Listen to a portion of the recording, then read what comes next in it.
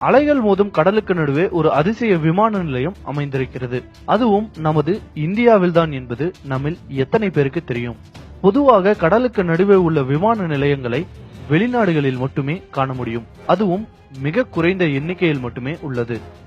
அப்படி இருக்க நம் இந்தியாவை சேர்ந்த லட்சத்தீவுகளில் ஒன்றான அகட்டி என்னும் தீவில் உள்ளது இந்த அதிசய விமான நிலையம்.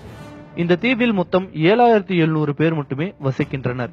இதில் பெரும்பாலானோர் மலையாளிகள்.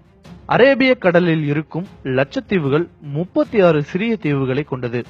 இந்த 36 தீவுகளுக்குமே ஒரே வான்வழி போக்குவரத்து இந்த விமான நிலையம்தான். எனவே பயணிகள் இங்கு இறங்கியதும் மற்ற தீவுகளுக்கு கப்பல் மூலம் செல்வார்கள்.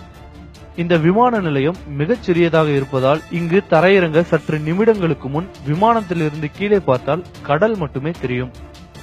முதலாக பார்ப்பவர்களுக்கு திகிலுடன் கூடிய ஆச்சரிய நிகழ்வாக இது தோன்றும். ஆனால் அடிக்கடி சென்று வருபவர்கள் மட்டும் கடலின் அழகை ரசிப்பார்கள். கொச்சியிலிருந்து 459 கிலோமீட்டர்கள் தொலைவில் உள்ள இந்த தீவிற்கு முதலில் கப்பல்களில் மட்டுமே செல்ல முடிந்தது.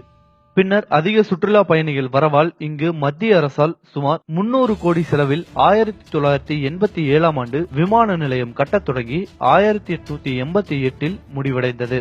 அந்த வருடமே விமான சேவையும் தொடங்கியது.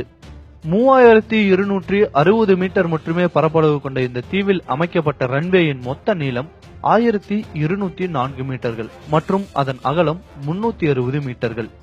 இந்த தீவுக்கு பெங்களூர், கொச்சியிலிருந்து சிறிய வகை விமானங்கள் தினமும் இயக்கப்பட்டு வருகின்றன.